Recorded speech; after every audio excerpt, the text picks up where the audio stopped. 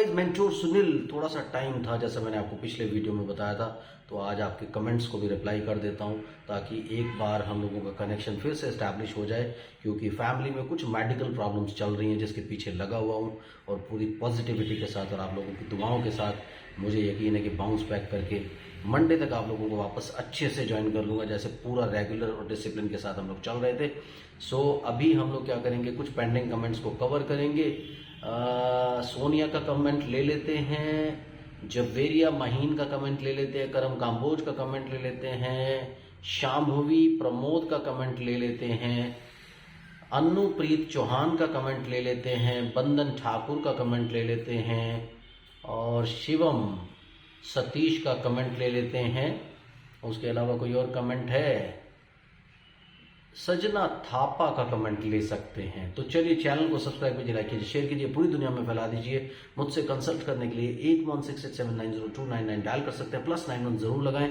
अगर आप इंडिया के बाहर से कॉल कर रहे हैं, इंडियन एशियन कंसल्टेशन 1000 रुपीज़।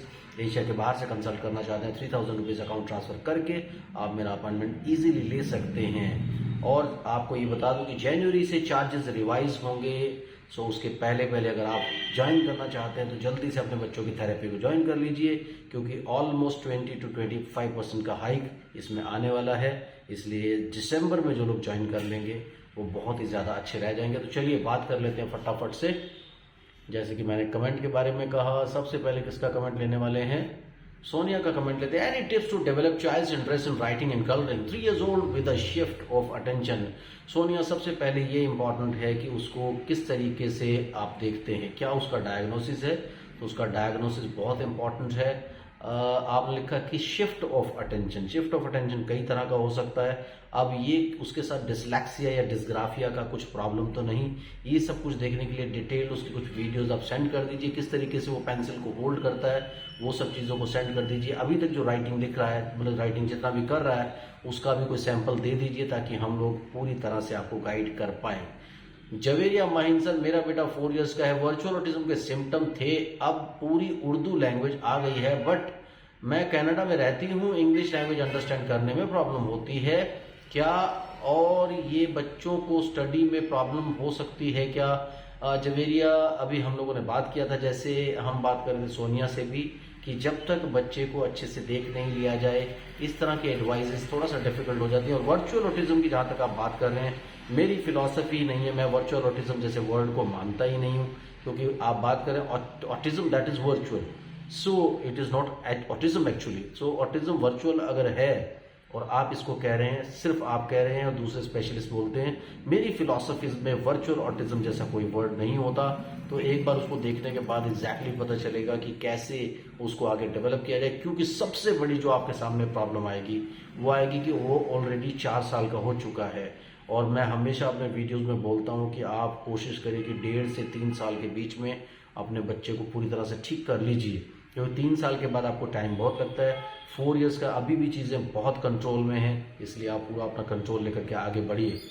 तो इसके बाद हम लोग कमेंट लेते हैं अनुप्रीत चौहान का। सर, घर की चीज़ों को यूज़ करके बच्चों को वर्चुअल ऑटिज्म से निकाला जा सकता है, जैसे पानी, बर्तन, सब्जी, जो कि हमारे मिडिल क्लास घर में रहती हैं। बिल्कुल, जितने भी मेरे बच्चे हैं, जितने भी मेरे पास बच्चे हैं जो मुझे ज्वाइन किए हुए हैं सॉरी, जितने भी लोगों ने मुझे ज्वाइन किया है, उनमें से मैक्सिमम लोगों को आज तक मैंने नहीं कहा कि आप 2 रुपए की चीज़ भी खरीद के लाइए। घर की चीज़ों के साथ ही मेरी एक्टिविटीज़ होती हैं, उन्हीं से ही मैं सारी आपको एक्टिविटीज़ देता हूं, और उनसे आपके बच्चे ठीक भी होते हैं क्योंकि वो रियलिटी से कनेक्ट होते हैं। बंधन ठाकुर, हमें कैसे पता चलेगा कि बच्चा ठीक हो गया और उसे थेरेपी की ज़रूरत नहीं है? Please answer. एक्चुअली आपको पता चल जाएगा जब उसकी लॉजिकल थिंकिंग भी शुरू हो जाएगी, वो अपने आप से कॉन्वर्सेशन और कम्युनिकेशन को इनिशिएट कर पाएगा, तो आप समझ जाओगे कि अब बच्चे को थेरेपी की ज़रूरत नहीं, उसने ऑलरेडी ठीक कर लिया अपने आप को। शाम्भवी प्रमोद, नमस्ते सर, किस तरह की एक्टिविटीज़ को हम हाइपर एक्टिव कहते हैं, प्लीज़ बताइए।